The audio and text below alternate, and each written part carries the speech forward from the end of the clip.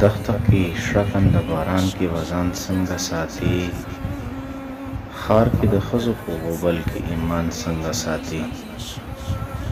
د پتلون کشو نجونو منځ کې تقوا صفر کې ضرب، په یو شپول کې نو بیزي او لیوان څنګه ساتي. د جمهوریت د قاتلانو سره شین له خندا، بزرګه ته د شهیدانو ارمان څنګه ساتي. د لنډغرو کفري مؤسساتو شتون کې،